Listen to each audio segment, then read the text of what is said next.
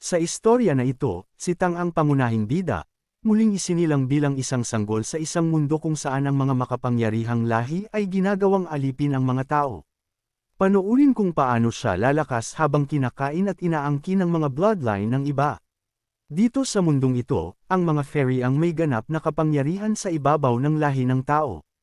Ang mga tao ay hindi lang kasangkapan, kundi ginagawa ring alipin at pagkain ng mga ito. Ngunit walang kahit anong hirap o panganib ang pipigil kay Tang sa paghahanap sa kanyang asawa, na sa tingin niya ay muling isinilang din sa mundong ito.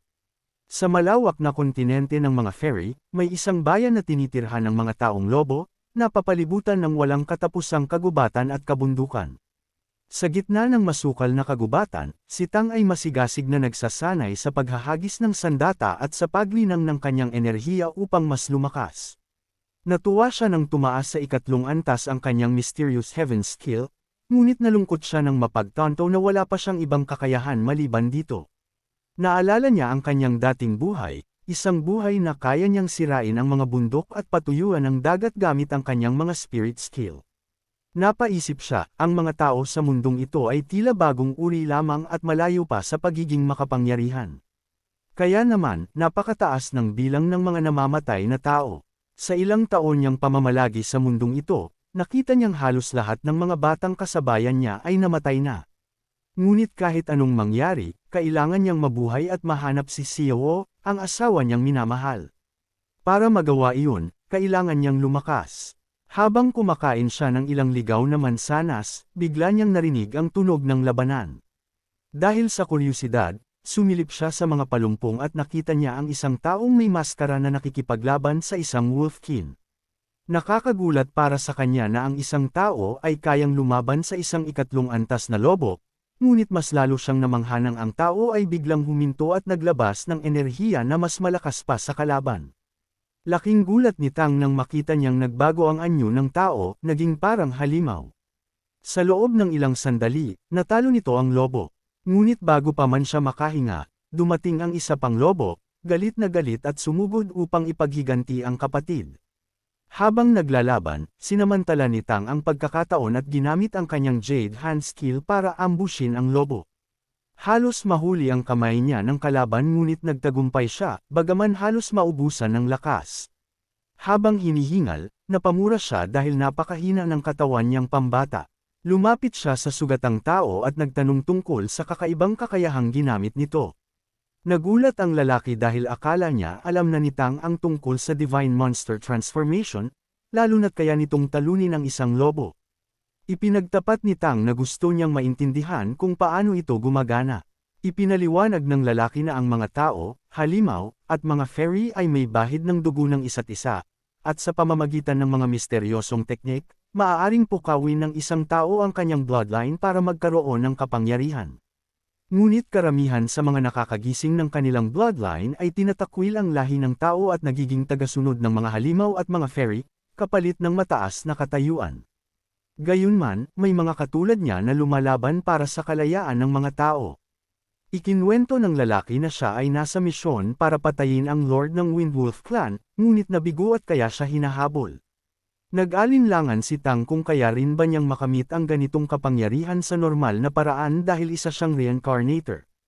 Kaya nagtanong siya kung may ibang paraan para makuha ang transformation ability. Sabi ng lalaki, maaari rin itong ipamana, ngunit kapag hindi na kayanin ng tatanggap na kontrolin ito, kamatayan ang kapalit. Tinangka ni Tang na alamin kung maaari ring kunin ang kapangyarihan ng mga halimaw o fairy, ngunit ayon sa lalaki, hindi ito posible dahil masyadong puro at matatag ang kanilang mga bloodline. Ipinakilala ng lalaki ang kanyang sarili bilang Jujashan, at sinabi niyang dahil bata pa si Tang, malaki ang potensyal nitong lumakas. Dahil malapit na rin siyang mamatay, nagpasya siyang ipasa ang kanyang transformation power kay Tang, kapalit ng isang pangako na tutulong si Tang sa mga taong nangangailangan at sasali sa kanilang samahan na tinatawag na redemption. Bago pa man makapagsalita si Tang, mabilis na kumilos ang lalaki. Kinuha nito mula sa sarili ang tila gintong enerhiya at iniabot kay Tang, sabay paalala na huwag nang kolektahin ang kanyang katawan kapag siya ay namatay, dahil maaari itong magbunyag ng kanyang kinaroroonan sa mga taong lobo. Pagkapasa ng enerhiya, unti-unting lumabo ang paningin ni Tang at tila nahulog siya sa isang kakaibang kalagayan. Ramdam niya ang kakaibang kapangyarihan ng enerhiya, madali itong pinagsama ng kanyang mysterious heaven skill na parang likas na bahagi ng kanyang katawan. Habang patuloy ang pagsasanib, naramdaman niyang pinapatatag nito hindi lamang ang kanyang lakas, kundi pati ang kanyang katawan. Hindi maitago ni Tang ang tuwa, ang kapangyarihan ng mysterious heaven skill ay tila walang hanggan, napakadali nitong tanggapin ng kahit anong enerhiya.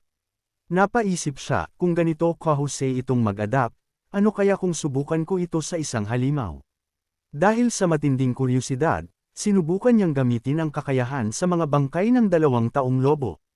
At sa kanyang pagkabigla, nagtagumpay siya, ang enerhiya ng mga nilalang na iyon ay unti-unting sinipsip ng kanyang katawan.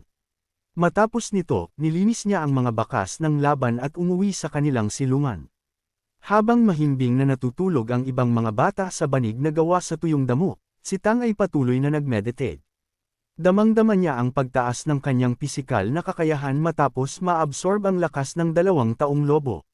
Ngunit hindi siya kontento, ang layunin niya ay hindi lang maging malakas, kundi maging sapat na makapangyarihan para mahanap si Xiao sa napakalawak na kontinente ng mga fairy.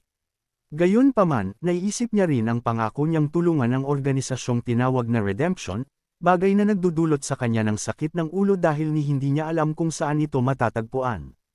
Lumipas ang 1 linggo, habang nag-aani ng palay sa bukid, naramdaman ni Tang na tuluyan ng naisama sa kanyang katawan ang 2 bloodline na kanyang inabsorb.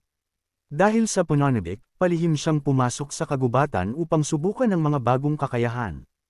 Una, ginamit niya ang Leopard Flash, kakayahang nagmula sa tao, at agad niyang naramdaman ang bilis ng kanyang pagtakbo, tila hangin ang kanyang mga paa.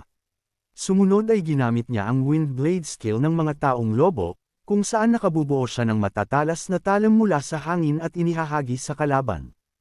Pareho niyang nagamit ang 2 kakayahan ng sabay, walang kahit anong pagtutol sa pagitan ng mga ito. Muling pinatunayan nito ang kahalagahan ng mysterious heaven skill mula sa kanyang nakaraang buhay. Napangiti si Tang, iniisip na baka kaya na niyang sakupin ang mundong ito gamit lamang ang kakayahang iyon. Ngunit paglipas ng 2 taon, nagsimulang manghina ang kanyang loob. Hindi pa rin umaabot sa susunod na antas ang kanyang heaven skill. Napag-isip-isip niyang marahil ay pinipigilan ito ng mga batas ng mundong ito, kaya't napagpasyahan niyang walang ibang paraan kundi ang pumatay pa ng mas maraming halimaw para mas lumakas. Kinabukasan, nagplano siyang umatake sa isa na namang taong lobo. Ngunit bago pa man siya makakilos, napansin niya ang isang anunsyo sa malayo. Ginamit niya ang Purple Demon Eyes, isang kakayahang nagbibigay sa kanya ng malinaw na paningin kahit malayo. Nabasa niya roon na magkakaroon ng mixed blood screening, isang pagsusulit para sa mga alipin upang matukoy kung sino ang may talento para maging tagapagsilbi ng mga halimaw. At sa sandaling iyon, isang bagong plano ang nabuo sa isip ni Tang. Unti-unti siyang ngumiti, at sa halip na ituloy ang pag-atake, pinili niyang talikuran ang target at sundan ang bagong landas na maaaring magbukas ng mas malaking oportunidad. 3 araw ang lumipas, at muling tinipon ng mga taong lobo ang lahat ng tao sa nayon. Habang nakapila ang mga bata, pinakawalan ng mga taong lobo ang isang misteryosong asul na enerhiya na pumukaw sa bloodline ng mga naruroon. Isa-isang napasigaw sa sakit ang mga bata habang nagsisimula silang magbago ng anyo, ang ilan ay nagkaroon ng balahibo, ang iba ay nagkaroon ng matatalas na kuko. Kasama si Tang sa mga bata, ngunit pinilit niyang pigilan ang matinding pagnanais ng katawan niyang mag-transform.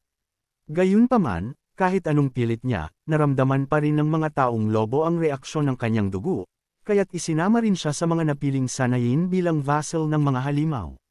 Sa mahigit 100 bata, 12 lang ang nakapasa, at 3 sa mga ito ang namatay matapos hindi kayanin ang bigat ng kapangyarihan ng bloodline. Sa loob ng isang silid, isang babae na may puting buhok ang lumapit sa kanya. Tinanong siya nito kung sigurado siyang kaya niyang gisingin ang kanyang bloodline skill, at binalaan siyang kung hindi, ay papatayin siya ng mga taong lobo. Napangiti si Tang sa ipinakitang pag-aalala ng dalaga at ipinakilala ang sarili bilang Tang. Sa kabilang banda, ngumiti rin ang babae at nagpakilala bilang Ling Mokzo. 2 araw ang lumipas at dumating ang araw ng final screening. Sa harap nila, isang taong vassal na bihis ang lumapit, kasunod ang Wolf Priest na siyang mamumuno sa ritual. Ipinag-utos ng pari na huwag silang lalaban sa enerhiyang ipapasok sa kanila. Sa sandaling iyon, naramdaman ni Tang na bahagyang lumakas ang kanyang Windblade skill. Isa-isang sinuri ang mga bata, 5 ang pinili, at 5 ang tinanggihan. Laking gulat ni Tang nang makita na ang 5 tinanggihan ay agad na kinaladkad papunta sa altar ng sakripisyo. Ipinahayag ng pari na ang sinumang may dugo ng lobo ngunit hindi kayang gamitin ito ay kahihiyan sa angkan, at nararapat lamang patayin. Sa harap ng lahat, isinagawa ang sakripisyo, 15 tao ang inialay, kabilang na ang 10 babaeng nauna nang dinala roon. Sa langit, tumagos ang pulang liwanag ng enerhiya habang umalangaw-ngaw ang sigaw ng mga inialay. Tahimik lang na nakatingin si Tang, at doon niya nakita ang puting kalansay ng mga tao sa ilalim ng altar. Doon niya isinumpa sa sarili na darating ang araw na magiging sapat na malakas ang mga tao upang magkaroon sila ng sariling karapatan at kalayaan. Pagkatapos ng ritual, dinala sila sa lugar kung saan sila titira bilang mga bagong trainee vassals. Isang lalaki ang nagpakilala bilang Wang Yanfeng, ang magiging guro nila. Ipinaliwanag nito na tuturuan sila kung paano maging karapat-dapat na vassal. Kasama niya ang kanyang asawa na si Qiu Jing, na siyang naghatid sa kanila sa kanilang silid upang makapagpahinga. Pagkapasok sa dorm, agad na naligo si Tang upang makapagpahinga. Ngunit habang nag-aayos, napansin niya si Ling Moxo na tahimik na umiiyak. Ibinulong nito na ang kanyang ina ay isa sa mga dinala sa altar bilang sakripisyo. Natahimik si Tang at napangitngit sa galit. Ngunit bago pa siya makapagsalita, pumasok sina Wang Yanfeng at Qiu Jing. Ipinaliwanag nila na ang mundong ito ay malupit, at wala silang pagpipilian kundi tanggapin ito. Sinabi pa ni Yanfeng na lahat ng mga nabubuhay na vassal, kabilang sila, ay dumaan din sa parehong sakit. Idinagdag pa niya na pareho sina Tang at Ling Moxo sa pagiging mas matalino kaysa sa iba. Napansin din niyang matagal nang gising ang Windblade skill ni Tang, ngunit tinatago niya ito, isang senyales na gusto nitong makatakas. Ngunit binalaan siya ni Yanfeng, kung sakaling may tumakas o tumalikod sa mga halimaw, lahat ng kasama sa kanilang batch ay papatayin. Gayunman, ipinangako niya na pananatilihin itong sikreto dahil itinuturing na niyang parang pamilya ang mga ito. Bago sila umalis, iniwan ni Yanfeng ang isang pangungusap na tumatak kay Tang. Ang tanging paraan para makaganti ay ang lumakas. Tahimik na yumuko si Tang at nagpasalamat. Sa puso niya, muling nagliyab ang apoy ng determinasyon, hindi para maging tuta ng mga halimaw, kundi para balang araw ay durugan ang mga ito gamit ang lakas ng lahing tao. Sa sumunod na araw matapos ang mga nangyari, tinipon ni Wang Yanfeng ang mga bata para bigyan ng pangalan ang 3 walang pangalan pa noon. Ang pinakamatangkad ay tinawag niyang Wang Xiaolei, ang pinakamababa naman ay Wang Zong, at ang nasa gitna ay Wang Chao. Ipinaliwanag ni Yanfeng na sa loob ng 3 taon, mag-aaral sila tuwing umaga ng kultura ng mga taong lobo, at sa hapon naman ay Windwolf transformation skill. Bukod dito, tuturuan din sila ng wikang ginagamit ng mga halimaw, pati na rin ang heograpiya ng Fairy Continent. Habang nakikinig si Tang, naging sobrang atensyonado siya, dahil ang bawat impormasyon tungkol sa kontinente ay posibleng magbigay linaw sa kung saan niya mahahanap si Xiao Wu.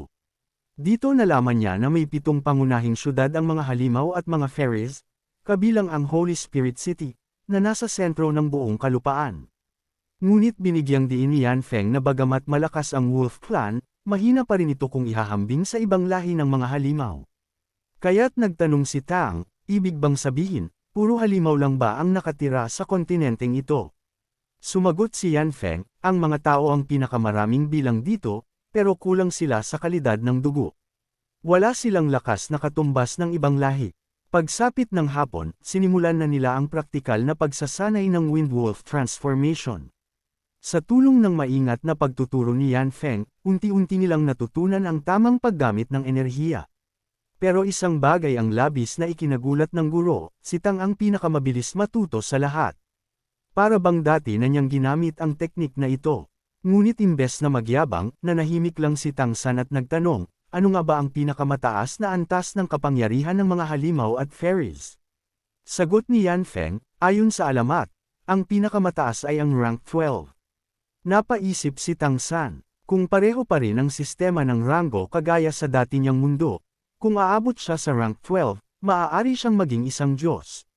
Naunawaan niya ngayon kung bakit walang Diyos sa mundong ito, dahil ang enerhiya ng planeta mismo ay nasa antas ng mga Diyos, kaya't nawawala ang halaga ng salitang Diyos kapag marami ang umaabot sa ganung lakas.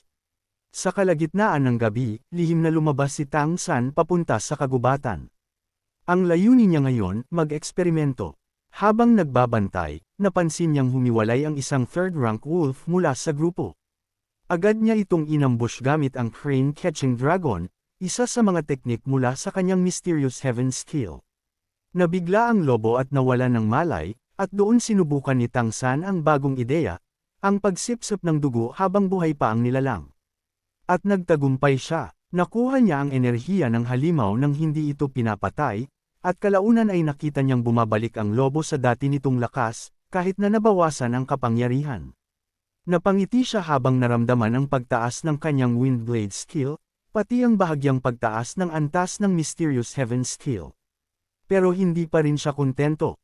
Kahit na nasipsip na niya ang enerhiya ng third-rank wolf, hindi pa rin siya nakakaabot sa ika-4 na antas. Kaya napaisip siya, mukhang kailangan ko na namang maghanap ng mas malakas na halimaw, isang 4th-rank wolf. At doon nagtapos ang gabi niya, puno ng plano, at masidhing determinasyon na lumakas ng higit pa sa kahit sinong tao o halimaw. Pagkalipas ng ilang araw, muling sinubukan ni Tang na obserbahan ang lobong inatake niya noon. At doon niya napansin, ganap na itong naka-recover sa kapangyarihan ng dugo matapos makapagpahinga. Ibig sabihin, kahit makuha niya ang enerhiya nito, bumabalik pa rin ang lakas ng lobo sa paglipas ng panahon. Kaya napaisip si Tang, kung gusto niyang lumakas, hindi sapat ang third-rank wolf. Kailangan niya ng mas malakas, isang 4th-rank wolf. Ngunit alam niyang delikado iyon. Isang maling galaw lang, siguradong kamatayan. Kinabukasan, nagtuturo si Wang Yanfeng ng mga basic fighting moves. Isa-isa niyang pinapaharap ang mga estudyante upang subukan ang mga atake nila laban sa kanya. Unang tinawag si Wang Zhong, mahusay ang kontrol sa lakas, kaya pinuri siya ni Yanfeng. Sumunod si Ling Moxo, mabilis at diretso ang galaw, halos tamaan si Yanfeng, pero agad siyang nahuli ng guro. At nang si Tang na ang lumaban, biglang napakunot noo si Yanfeng. Ang mga mata ni Tang San ay kumikislap ng asol. Pag-atake niya gamit ang Wind Blade, biglang nawala ito sa ere, at sa isang iglap, lumitaw muli. Mabuti na lang at na-block ito ni Yanfeng pero halatang nabigla siya. Nagulat ang lahat, bawat atake ni Tang ay may kasamang hindi nakikitang Wind Blade. Hindi nila alam, sa nakaraang buhay ni Tang, isa siyang master ng mga nakatagong armas. Kaya tinanong siya ng guro, saan mo natutunan tong Hidden Wind Blade na to? Hindi makapaniwala si Yanfeng na siya mismo ang nakaimbento nito. Ngumiti lang si Tang at nagsinungaling, nung 6 na taon ako, nakilala ko ang isang matandang lalaki sa kagubatan. Tinuturuan niya ako ng teknik na to tuwing gabi. Sinabi pa niya na itinuro ng matanda na hindi lang Divine Monster Transformation ang daan para lumakas. May ibang paraan pa, at iyon ay para iligtas muli ang sangkatauhan. Hindi na niya ito tinago sa guro, dahil pinagkakatiwalaan niya si Yanfeng. Ngunit agad siyang sinabihan nito, huwag mong banggitin sa iba ang tungkol sa redemption. Delikado yan. Maya-maya, tinanong ni Tang San, gusto niyo bang matutunan yung teknik? Siyempre, may iba siyang pakay, gusto niyang ma-absorb ang bloodline power ng kanyang guro habang nag-eensayo sila. Kaya nagsimula silang mag-duel. Habang lumalaban, tahimik na sinisipsip ni Tang San ang dugo ng guro mula sa kaliwang bahagi ng katawan nito. Dahil doon, naparalisa ang kaliwang braso ni Yanfeng, kaya agad na tinihil nila ang laban. Matapos nito, nag-meditate si Tang San sa bubungan, at doon, tuluyan ang nag-breakthrough ang Mysterious Heaven skill niya sa ika-4 na antas.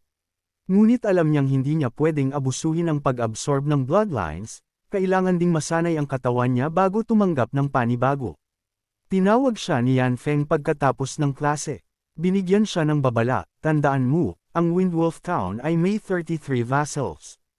Kapag may isa mang nagtaksil, lahat ay papatayin. Kaya huwag mo nang banggitin muli ang redemption.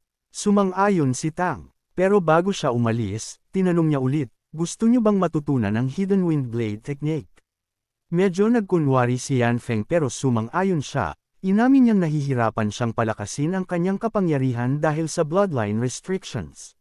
Ngumiti si Tang, madali lang naman yun, basta alam mo ang basic archery and throwing techniques. Lumipas ang 100 araw, at naging rutina na nila ito.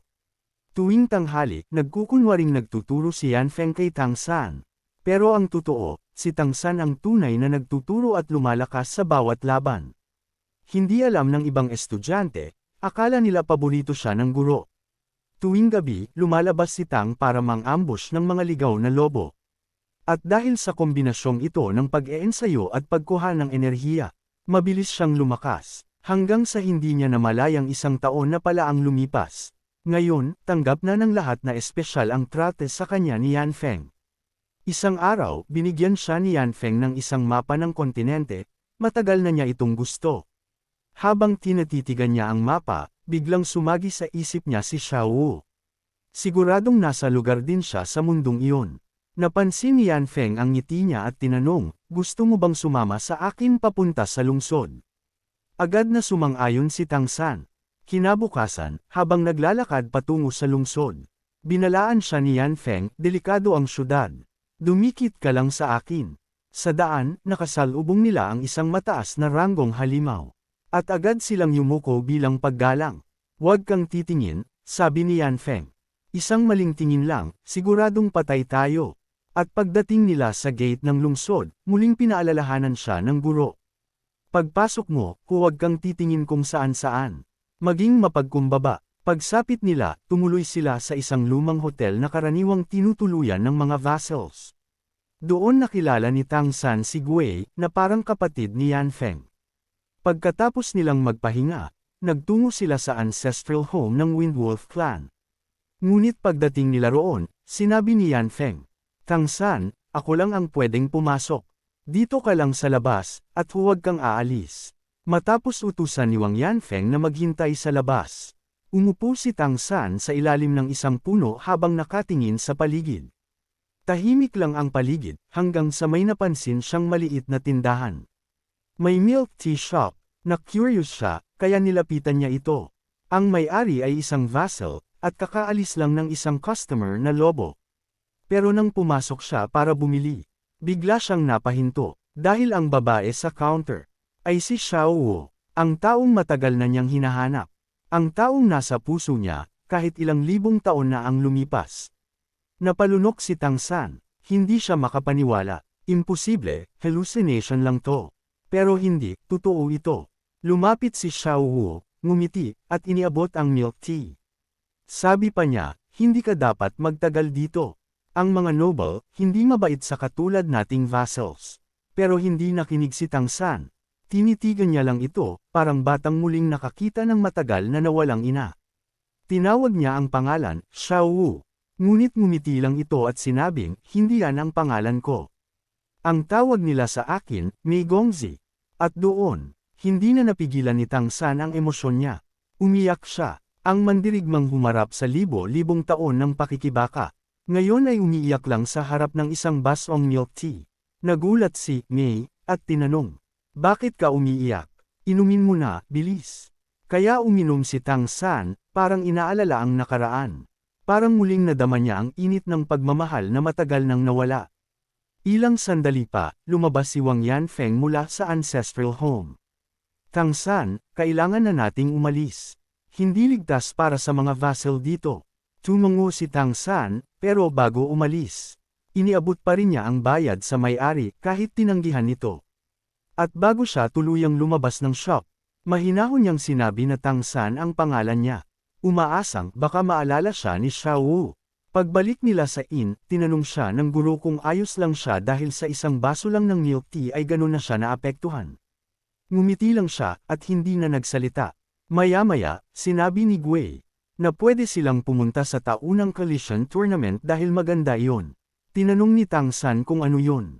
Sabi ni Gui, tradisyonal na laban. Dalawang mandirigmang magbabanggaan, kung sino ang mas matatag sa gitna ng arena, siya ang panalo. Agad na kumislap ang mata ni Tang San nang marinig ang salitang laban. Hindi na siya nagdalawang isip. Isang higanteng halimaw na parang oso ang nag-aanunsyo ng mga patakaran. Ang mananatili sa gitna ng arena matapos ang banggaan, siya ang panalo. 10 sunod na panalo, malaking gantimpala. Agad nag-isip si Tang San. Kapag nagbanggaan, makakakuha ako ng bloodline energy. Pero binalaan siya ng guru na delikado dahil baka makilala siya. Ngumiti lang si Tang San, nagsuot ng hoodie at maskara at sinabing wag silang mag-alala. At nagsimula na nga ang laban. May suot siyang badge, number 6. First match, Flash Leopard. Pag-akyat niya sa entablado, natahimik ang lahat. Isang vassal, at ganun kaliit. Sumigaw ang karamihan, patayin ang vassal. Ngunit sa isang iglap, ginamit ng leopard ang flash skill at bago pa siya maabot, sumuot si Tang San sa ilalim ng tiyan nito. Sabay bitaw ng wind blades. Kasabay noon, inabsorb niya ang bloodline ng leopard. Paglabas niya, hindi makapaniwala ang mga halimaw na nanalo siya. Nagtawanan ang mga windwolf at ininsulto ang tribo ng mga leopard. Samantala di matanggap ng isang katribo nito ang nangyari kaya sinugod niya si Tan, ngunit pinigilan ng referee sa isang suntok lang. Nag-iyakan ang mga halimaw. Ang ilan, galit, ang iba, tahimik na humanga. Second match, Rhino Warrior. Mabigat at may sumay. Confident ito sa defense nito, kaya agad sumugod. Hindi tinamaan ng wind blades, pero iyon pala, pain lamang. Ginamit ni Tang San ang dalawang kamay. Isa para sipsipin ang bloodline, at isa para tusukin ang mata ng rhino. Nabulag ito at umatake kung saan-saan papunta sa mga manunood kaya tinapos agad ng referee ang laban. Third match, Eagle. Ngayon, kalaban niya ang halimaw na marunong lumipad. Naisip Bitang na gusto niya ring kunin ang bloodline nito.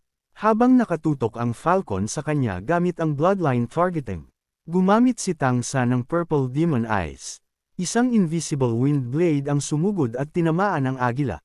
Tinuloy niya pa ang atake, kunwari sinasaktan pa para hindi mahalata na nag-e-extract siya ng bloodline. Maging ang oso na referee ay napahanga. Nagulat din si Yan Feng kung paano niya ito nagagawa. Fourth match, Rhino Deer Demon. Sinuri ni Tang lakas ng halimaw at napagtanto niyang pareho ang lakas nilang dalawa. Samantala ang halimaw naman ay nag-iisip kung bakit hindi sumusugod si Tang, ngunit maya-maya ay biglang tumalon ito sa taas niya at hinawakan ang kanyang ulo. Inabsorb ni Tang ang bloodline nito. Nakaramdam ng takot ang halimaw dahil akala niya katapusan na niya. Subalit lumabas si Tang sa bilog at tumakbo palayo. Kinuha niya ang kanyang premyo at ginamit ang kanyang special movement technique at biglang naglaho. Inakala ng referee na naubos na ni Tang ang lahat ng kanyang lakas sa nakaraang laban kaya't wala siyang nagawa kundi tumakas. Samantala, galit na galit ang lahi ng mga leopard at hinabol siya dahil napatay niya ang isa sa kanila. Ngunit tinakpan ni Tang ang kanyang katawan ng bloodline ng mga leopard kaya't hindi siya natunton ng mga ito. Pagbalik niya sa inn, nadatnan niya ang kanyang guro at si Gui na naghihintay sa kanya. Pinagsabihan siya ni Yan Feng na delikado ang ginawa niya. Sinabi naman ni Gui na talagang tinuluyan niya ang leopard. Ipinaliwanag ni Tang na di niya balak patayin ang halimaw ngunit nagpadalos-dalos ito sa pagsugod kaya humantong sa ganon. Muling nagsalita si Gui at sinabing susubukan niyang ilabas ang dalawa sa bayan kinabukasan pero sa ngayon ay matulog muna sila. Iniwan muna sila ni Gui para makapag-usap. Tinanong naman ni Wang Yanfeng kung bakit naging padalos-dalos siya ngayon. Sagot ni Tang, gusto lang niyang kumita ng pera para makabili ng milk tea mula sa tindahan ni Mei, isang kasinungalingan. Sinabi ni Yanfeng na siya na lang ang bibili at huwag nang ulitin ang ganoong bagay. Humingi ng tawad si Tang at pumasok sa kanyang silid. Hindi siya natulog ngayong gabi dahil gusto niyang obserbahan ang mga bagong dugo na naabsorb niya. May 3 bagong uri ng bloodline siyang nakuha at napansin niya na gamit ang Mysterious Heaven skill, kaya niyang tanggalin at paghiwalayin ang mga bloodline, dahilan para siya ay matuwa dahil hindi na siya mag-aalala sa maling pag-absorb ng mga ito sa hinaharap. Pagkatapos niyang suriin ang mga bloodline, sinimulan niyang pagsamahin ang mga ito. Una niyang pinagsama ang dugo ng rhino, na may kakayahang gawing parang mabigat na armor ang balat, at gaya ng inaasahan, lumakas ang katawan niya. Sumunod ang dugo ng Falcon na lalo ring nagpalakas sa kanya. Ngunit nang subukan niyang i-fuse ang dugo ng Spirit Rhino Deer, hindi niya ito magawa. Inisip niyang baka dahil maaari lang siyang mag-fuse ng 4 na bloodline sa ika-4 na antas. Ngunit bago siya sumuko, naramdaman niyang hinihigop ng dugo ng falcon ang dugo ng spirit rhino deer, at nagdulot ito ng mutation na lalo pang nagpahusay sa eagle eye niya. Masaya si Tang sa resulta dahil nalaman niyang hindi lang ang limitasyon ng pagsasanib ng bloodline kundi pati na rin na maaari silang mag-mutate kapag iba't ibang bloodline ang pinagsama. Kinabukasan, habang nag-e-ensayo siya ng Purple Demon Eye na nangangailangan ng sinag ng araw sa umaga, napansin niyang mas bumilis ang progreso niya. Inisip niyang ito ay epekto ng mutated eagle bloodline. Kaya't sinubukan niyang gamitin ito at nakita niya ang mundo sa bagong kulay. Nakikita niya pati ang iba't ibang elemento sa hangin at kaya rin niyang gamitin ang mga ito, isang bagay na napaka-espesyal. Dahil dito, ginawa niyang pangunahing layunin ang pagpapalakas ng skill na ito. Habang nag-e-eksperimento pa siya, tinawag siya ni Wang Yanfeng at sinabing maghanda dahil aalis na sila. Sa paglabas nila ng lungsod, muling naalala ni Tang si Xiao na tila hindi na siya natatandaan. Sa pagbabalik nila, muling pinagsabihan si Tang dahil sa pagkuha ng atensyon ng iba at pinaalalahanan siyang manatiling mababa ang profile. Pagdating sa dorm, nakita niyang nagsasanay ang lahat ngunit sinabi niyang masyadong mabagal ang progreso ng mga ito. Tinawag niya si Xiaolei at inihayag niyang maglaban sila. Nagtanong si Xiaolei kay Tang kung bakit nito nasabi na mabagal ang kanilang pag-unlad. Nag-transform siya at umatake habang sinisigaw kay Tang na tingnan kung gaano siya kalakas. Ngunit hinampas lang siya ni Tang sa lupa at sinabing kung totoong laban iyon ay tiyak na patay na siya. Dumating si Yanfeng at nagulat siya sa nakita, tinanong niya kung anong nangyari, sumagot ang estudyante na binugbog sila ni Tang, ngunit sinabi ni Tang na pinapaigi niya lang ang training ng mga ito, dagdag pa niya ay nag-aalala siya baka hindi sila maging tunay na vassal. Kahit hindi sang-ayon, pinayagan pa rin ni Wang Yanfeng na sumali si Tang sa aktwal na combat class, bagay na kinatakutan ng mga estudyante dahil baka araw-araw silang bugbugin nito. Nang sila lang ni Wang Yanfeng ang magkausap, tinanong ni Tang kung matutulungan siya nitong maghanap ng impormasyon tungkol sa mga Wind Wolves. Nang tanungin kung bakit, diretsyong sinabi ni Tang na kapag alam nila ang kakayahan ng kalaban ay magwawagi sila.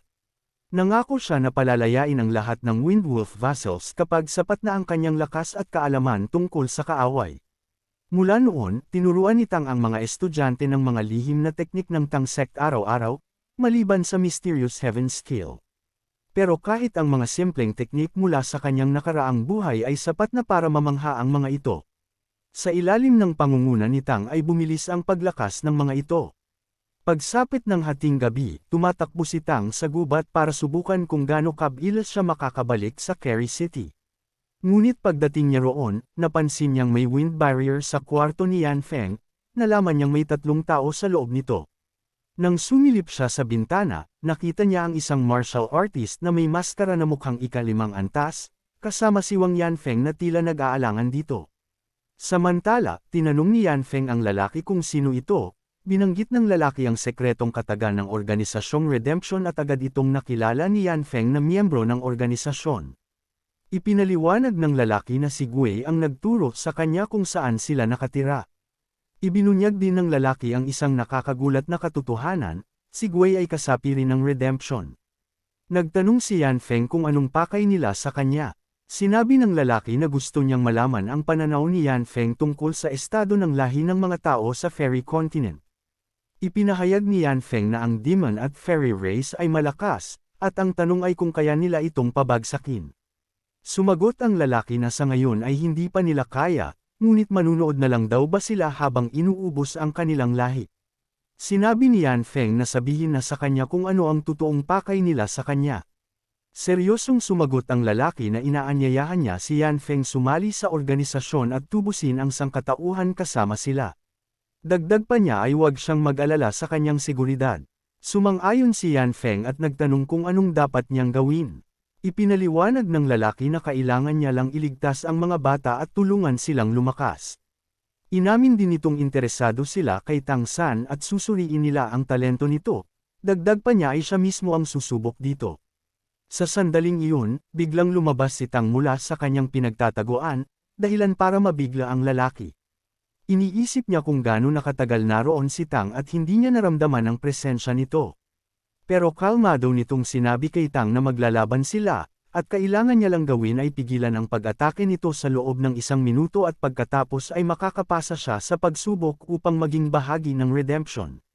Ngunit si Tang ay nagbigay din ng sarili niyang kondisyon, kung siya'y tatanggapin, gusto niyang ang lugar ng pagsasanay ay nasa Carry City, at dapat na napaka-secure ng kanyang pekeng pagkakakilanlan.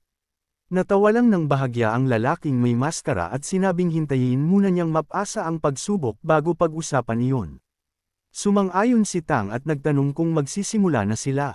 Nagulat ang lalaki at sinabi sa sarili na hindi man lang nakaramdam ng takot si Tang sa kanya. Pagkatapos ay sinabi niyang magsimula na sila. Kaagad umatake si Tang gamit ang wind blades, ngunit binasag ito ng lalaki gamit lang ang kanyang kamay. Subalit, nagulat ang lalaki, dahil pagkatapos basagin ay mas bumilis pa ito. Ang bilis at kontrol ni Tang sa hangin ay hindi kapani-paniwala. Sunod-sunod na wind blades ang pinakawalan ni Tang. Namangha ang lalaki sa kakayahan ni Tang kontrolin ang 12 na wind blades. Ngumiti siya at inakala ng lalaki na mahina si Tang sa malapitan, kaya lumapit siya, pero mula sa likod ay nakatutok sa kanya ang wind blades, nasangga niya ito gamit ang kanyang ice armor. Ngunit hindi niya inaasahan ang lakas ng wind blades ni Tang. Tuluyan nitong binasag ang kanyang ice armor at mula doon ay 9 na sunod-sunod na wind blades ang tumama sa kanyang likod. Napasigaw siya sa sakit at tumingin kay Tang. Samantala, mahinahon naman itong tinanong ni Tang kung okay lang siya. Sa halip na sumagot agad, tinanong ng lalaki kung saan niya natutunan ang ganoong klaseng teknik. Di ito sinagot ni Tang at lumingon lang kay Yan Feng. Pagkatapos ay nagpaalam na ang lalaki at sinabi kay Tang na ang kanyang dalawang kondisyon ay matutupad. Pagkaalis ng lalaki ay tinanong ni Yan Feng si Tang kung gusto ba talaga niyang sumali sa redemption. Ngumiti si Tang at sumagot na curious siya sa labas na mundo, at gusto niyang makipagsapalaran. Sinabi ni Yan Feng na gusto niyang makita ang liwanag ng pag-asa, ang pagbangon ng sangkatauhan. Isinapuso ito ni Tang at sinabi sa sarili na gagawin niya iyon kahit anong mangyari. Samantala, sa loob ng gubat, ang lalaking miyembro ng Redemption ay natigilan at umubo ng dugo. Sa loob-loob niya ay mabuti ang naging desisyon niya na umalis ng maaga, kundi ay mapapahiya lang siya. Inamin niyang napakatalentado ni Tang at gagawin niya ang lahat para makasali ito sa kanila. Sa loob ng kalahating buwan, ginamit ni Tang ang kanyang oras sa pag-iensayo at pag-iisip kay Xiao, hanggang makabalik ang lalaking mukhang tigre. Pagdating nito ay ipinaalam niya kay Tang na ang panukala niya ay tinanggap ng leader, at ang plano para itakas siya sa lugar na iyon ay nagawa na. Ipinaliwanag niyang gagawa sila ng hindi pagkakasunduan sa dalawang lahi ng mga halimaw na magreresulta sa paglalaban, para kung ganon, ang pagkawala ni Tang ay di mapapansin. Nagtanong si Yan Feng kung paano nila ito gagawin.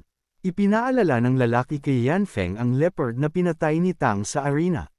Sinabi niyang dati pang may alitan ang Wind Wolf Clan at ang Leopard Clan, at gagawa sila ng paraan para magkaroon ng dahilan ang mga leopard para atakihin ang Wind Wolf Clan. Ito ang oportunidad na gagawin nila para makatakas si Tang. Sinabi rin niyang ang operasyon na ito ay pamumunuan ng isa nilang elder. Tumugon si Tang na wala siyang problema sa plano. Bago umalis ang lalaki ay ipinaalala niya kay Tang na ang operasyon ay mangyayari 3 araw mula ngayon, at tatakas lamang siya pagkatapos ng 30 minuto pagkasimula ng laban. Bago tuluyang maglaho ay ipinaalam niyang bibisita siyang muli pagkatapos ng 2 araw. Isang araw bago ang mangyayaring laban, bumalik ang lalaking mukhang tigre para ma-check kung tanda pa ni Tang ang mga detalye sa pagtakas. Si Tang naman ay iniisip ang mga kailangang gawin at napagtanto niyang ang 30 minuto ay sapat na para maghanda. Samantala, 10 milya sa labas ng Windwolf Town, makikita ang grupo ng mga leopard na galit, tinawag ng isang leopard si Zing Mingqi at tinanong kung tama ang kanilang direksyon. Kinumpirma ito ni Zing at sinabing ilang milya na lang ang layo ng Windwolf Town. Nagtanong si Zing kung makikipagnegosasyon daw ba muna sila. Puno ng pagkamuhi na sinabi ng leopard na walang silbi ang pakikipagnegosasyon sa mga wolf. Ayon sa kanya ay kapag nakita niya ang ebidensya ay wawasakin niya ang buong bayan. Sa ngayon ay inutos niya munang magpahinga ang lahat, at lulusob sila pagsapit ng gabi. Pagkalipas ng ilang oras ay narating ng mga leopard ang bayan. Naglabas ng malakas na aura ang master ng mga leopard, galit na galit niyang sinabi na nararamdaman niya ang presensya ng kanyang mga kaklan doon. Inutos niyang sumugod at patayin ang lahat ng haharang. Sa loob ng simbahan, naramdaman ng Wolf Priest ang presensya ng mga kalaban, agad siyang lumabas para salubungin ang mga ito. Nagkatagpo agad sila ng leader ng leopard at nagpalitan ng atake. Sandali silang tumigil at nag-usap, tinanong ng Wolf Priest kung bakit sila inaatake ng mga leopard. Ipinaalala niyang labag ang ginawa ng mga ito sa patakaran ng mga clan. Galit na sumagot ang leopard at sinabing ang mga wolf ang unang lumabag dahil sa pagkidnap ng mga bata nilang miyembro. Nagulat ang pari sa kanyang narinig. Tinanong niya ang kanyang kasama na nagngangalang Fungxiong kung totoo, ngunit itinanggi rin ito. Sa kaloob-looban ni Fungxiong ay totoo ang sinasabi ng leopard, siya talaga ang kumuha sa mga bata at ginawang pagkain para mag-level up sa susunod na antas. Umatake si Fungxiong gamit ang enerhiya mula sa kanyang bibig, na agad namang naiwasan ng leopard. Dahil dito ay nakumpirma ng chief na siya talaga ang gumawa ng pagkidnap. Mas lalo itong nagalit, nagpakawala ng malakas na aura na ikinagulat ni Fungxiong dahil iyon ang lakas ng isang 7th rank. Habang tuloy-tuloy ang labanan ng dalawang lahi, si Tang naman ay nagpapaalam sa kanyang guro. Pinayagan siya nito at sinabing mag-ingat. Tinahak niya ang daan sa loob ng gubat, tumigil siya nang mapansin na may naglalaban malapit sa kanya, at inisip na magandang oportunidad ito para palakasin ang kanyang bloodline power. Nagpatuloy si Tang sa pag-iikot sa paligid, naghahanap ng tiyempo na makakuha ng enerhiya. Nagmamasid siya sa ibabaw ng bubong at nakita niyang ang mga naglalaban ay nasa 3rd at 4th rank. Bukod dito ay napansin niyang pagod na rin ang mga ito kaya napagdesisyunan niyang oras na para umatake.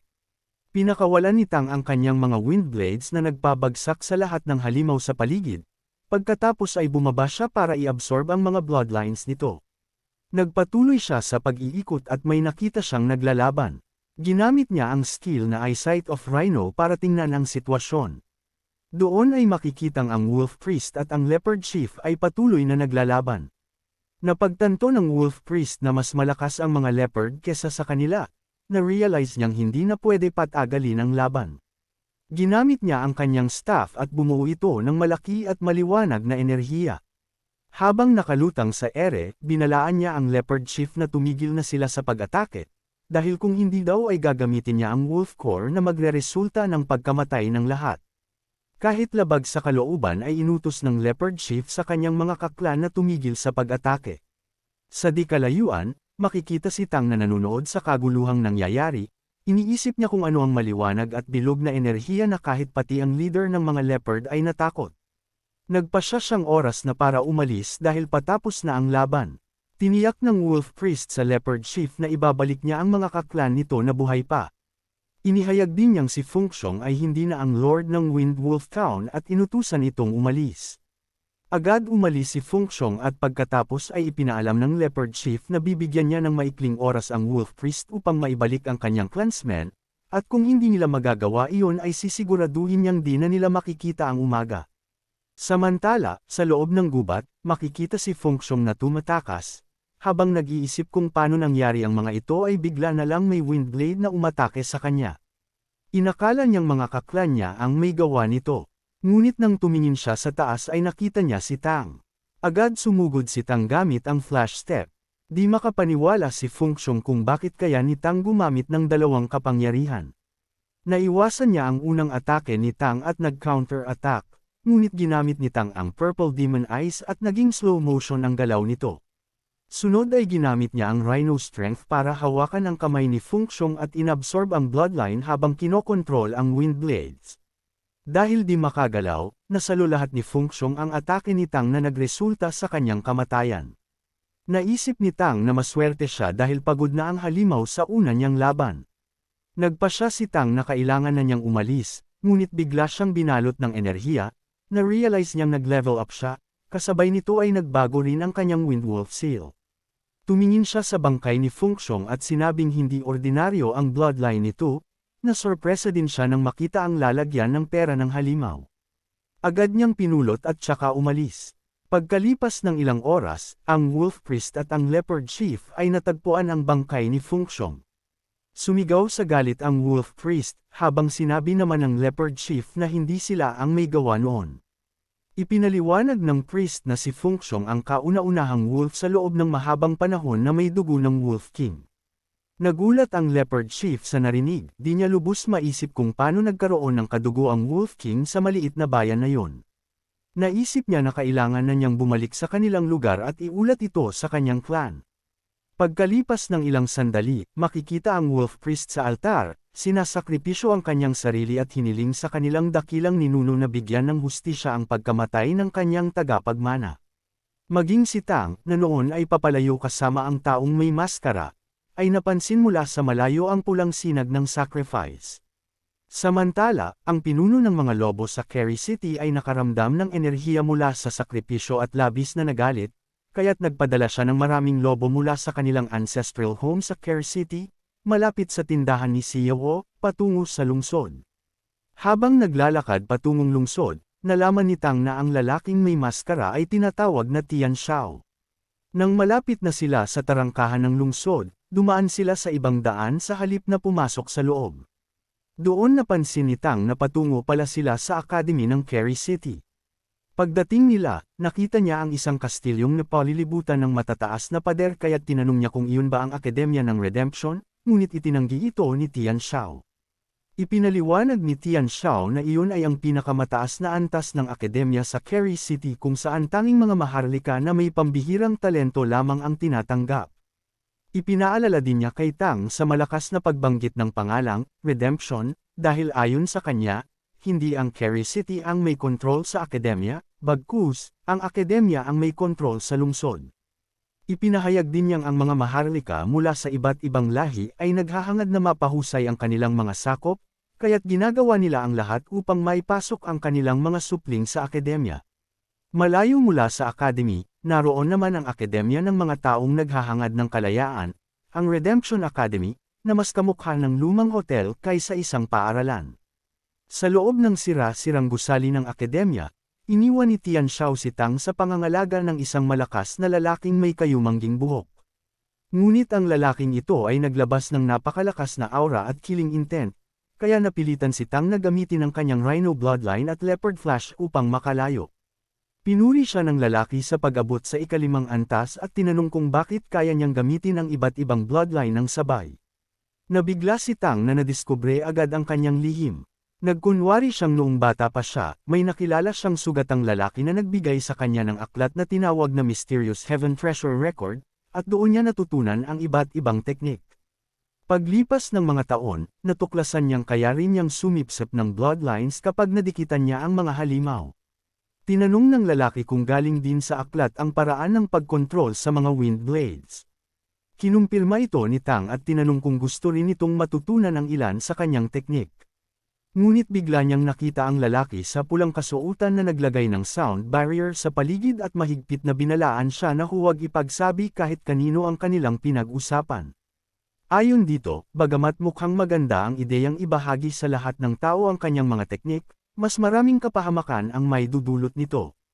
Kahit sa loob ng Redemption ay hindi ito dapat malaman ng iba. Nagtanong si Tang, hindi ba magandang bagay na lumakas agad ang lahat ng tao?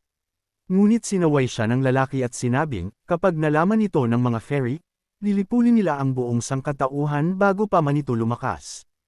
Tanging kapag nakamit ni Tang ang pinakamataas na antas ng kasanayan at naging pinakamalakas upang protektahan ang mga tao, saka lamang makakalaban ang sangkatauhan sa mga halimaw at fairies. Ipinakilala ng lalaki ang kanyang sarili bilang Zhang Haoshuan, siya ang pangalawa sa pinakamataas na ranggo sa Tiger Race. Sinabi niyang ang kanyang bloodline ay ang pinakamalakas sa lahing tigre, pangalawa lamang sa gintong dugo ng mismong hari ng tigre. Dagdag pa niya, dapat magsimula si Tang sa Red Division ng Redemption Organization upang maitago ang kanyang tunay na lakas. Dahil nagtataka si Tang, ipinaliwanag ni Zhang na may 7 antas sa organisasyon na tumutugma sa mga kulay ng bahaghari, pula, kahel, dilaw, berde, asul, at lila, kung saan ang pula ang pinakamahina at ang lila ang pinakamalakas. Maingat na nakinig si Tang at tinanong kung anong antas mayroon ang kanyang bagong guro, at nagulat siya nang malamang si Zhang ay nasa berdeng antas lamang. Ipinabatid din sa kanya na si Zhang ang punong namamahala sa Kerry City, At ang maliit na bayan sa paligid ng Redemption Academy ay tinatawag na Academy City, kung saan halos 1% ng mga tao ay kabilang sa organisasyon. Ang pangunahing tungkulin ng mga ito ay magpalago ng mga nakatagong talento para sa kalayaan ng sangkatauhan. Matapos ang lahat ng paliwanag, nilagyan ni Zhang ng tatak ng Redeemer ang likod ng kanang kamay ni Tang bilang kanyang pagkakakilanlan. Ang tatak na iyon ay makikita lamang sa pamamagitan ng espesyal na paraan at maaari ring magpakita ng lakas ng bloodline ng isang tao. Pagkatapos nito, dinala ni Zhang si Tang upang ipakilala sa lahat bilang kanyang bagong disipulo, na labis na ikinagulat ng lahat. Pagkaalis ni Zhang, ipinagkatiwala si Tang sa pangangalaga ng direktor ng akademya, Guanlong Jiang. Kalaunan, ipinakilala ni Guanlong si Tang kina Muyanyu, na namamahala sa pang-araw-araw na buhay at pisikal na pagsasanay, at sa nakatatandang kapatid nitong si Mu Engqing, na siyang responsable sa totoong laban o real combat. Naroon din si Zero, ang tagapagturo ng lahat ng teorya tungkol sa Divine Monster Transformation. Magalang na bumati si Tang at ipinakilala ang sarili bilang, Yang Kai, isang rank 4 na may kakayahan sa Windblade Manipulation. Nagulat ang lahat sa kanyang ranggo sa murang edad, ngunit hindi nila alam na si Tang ay rank 5 na pala. Tinawag ng direktor ang isang estudyante na nagngangalang Dubai at inutusan siyang ihatid si Tang sa room 3 sa silangang bahagi. Habang naglalakad patungo sa dormitoryo, sinabi ni Dubai na maswerte raw si Tang dahil may sarili itong silid. Pagdating nila, sinabi rin ni Dubai na dadalhin niya si Tang mamaya sa Academy Town upang bumili ng mga gamit. Nagpasalamat si Tang, ngunit sabi ni Dubai, huwag siyang maging masyadong magalang dahil magiging kanya rin ang mga pag-aari ni Tang. Pagkatapos ay tinanong niya si Tang kung gusto nitong malaman ang kanyang bloodline, pinatitig ni Dubai si Tang sa kanyang mga mata habang sinusubukang i-hypnotize ito gamit ang kanyang bloodline skill. Ngunit agad itong kinontra ni Tang gamit ang sarili niyang mga mata. Sa isang iglap, napasigaw sa sakit si Dubai at gumulong sa sahig habang tinatakpan ang kanyang mga mata. Nang dumating ang mga tao upang alamin ang nangyari, ipinaliwanag ni Tang na sinabi ni Dubai na tumingin siya sa mga mata nito, kaya sinunod lang niya, pero bigla itong napasigaw. Dinala agad ni Miss Muyanyu si Dubai, at ipinaliwanag naman ni Direktor Guanlong na si Dubai ay may mga mata ng Heavenly Fox, isang kakayahang nakakakita ng lahat ng bagay sa langit at lupa. Siya rin ang tanging kilalang tao na may bloodline ng Heavenly Fox. Pagkatapos nito, dumating ang isang dalagang nagngangalang Cheng Zikhen at sinabing siya raw ang inutusan upang samahan si Tang sa pamilihan. Nagpasalamat si Tang, ngunit sinabi ni Cheng na ginagawa lamang niya ito bilang ganti sa leksyon na ibinigay ni Tang kay Dubai.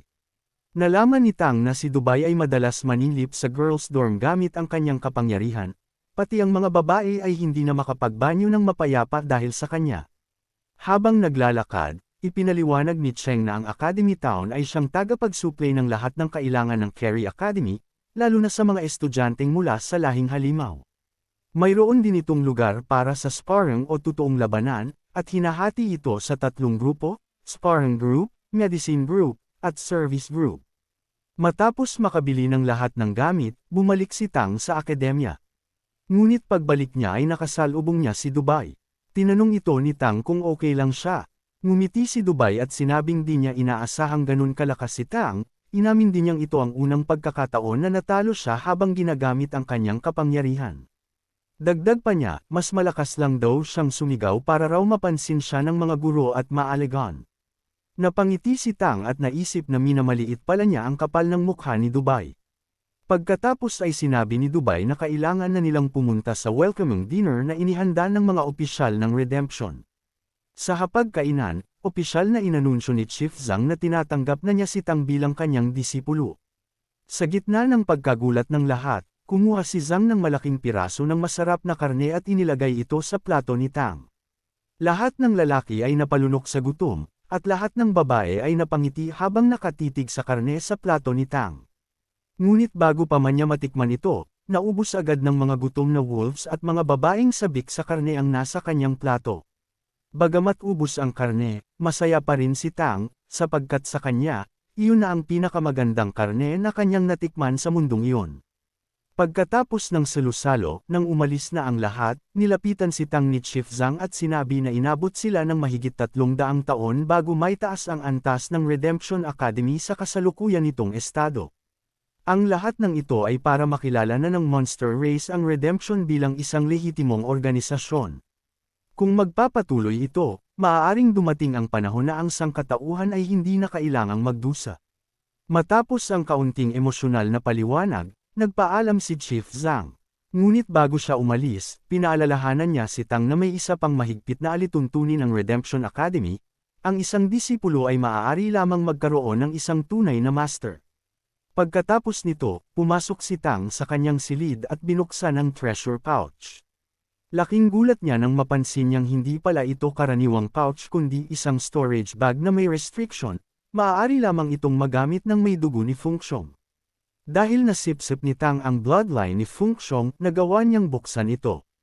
Nakita niya sa loob ang 10 cubic feet na espasyo na puno ng daang-daang elemental wind coins at napakadalisay na wind spirit stones. Bukod pa rito, mayroon pang 3 spirit horn coins. Napangiti si Tang, malaking kayamanan talaga ang nakuha niya sa pagnanakaw sa lalaking iyon. Ngunit imbes na malunod sa tuwa, ginamit niya ang pagkakataon upang lalo pang pagsamahin ang dugo ni Feng Xiong sa sarili niyang katawan. Nang maunawaan ni Tang ang kalidad ng bloodline ni Feng Xiong, napansin niyang ito ay mas dalisay at mas siksik kumpara sa anumang wolf bloodline na dati niyang nakuha. Napaisip siya sa mga kaklase niyang naiwan pa rin sa teritoryo ng mga lobo at umaasang hindi nadamay ang mga ito sa naganap na insidente. Kinabukasan, muli niyang nakita si Dubai at nalaman niyang ang physical fitness class ay sa umaga gaganapin, habang ang actual combat class naman ay sa hapon. Biglang lumitaw si Chenzi at sinabi kay Tang na ipapaharap siya ng guro sa mga estudyante upang ipakita ang kanyang kakayahan. Sumingit si Dubai at binanggit ang buong pangalan ni Cheng na walang paggalang. Nagalit si Cheng nang tawagin siya ni Dubai sa kanyang buong pangalan, at muntik na niyang sampalin si Dubai, ngunit agad itong nagbiro. Kapag sinaktan mo ang isang may Heavenly Fox bloodline, mamalasin ka. Doon nalaman ni Tang na ang sinumang manakit sa lahi ng Heavenly Fox ay nakakaranas ng kamalasan sa hinaharap. Ngunit wala pa siyang naranasang malas pagkatapos niyang saktan ang mga mata ni Dubai. Sa halip, nabiyayaan pa siya ng kayamanan mula sa pouch ni Feng Xiong. Sa physical training class, si Miss Muyanyu ay naglagay ng 4 na counterweight bar sa bawat estudyante, tig 10 kilo bawat isa. Bukod pa rito, isinelyo rin ang kanilang monster transformation powers, at pinatakbo sila sa bundok bilang pagsasanay.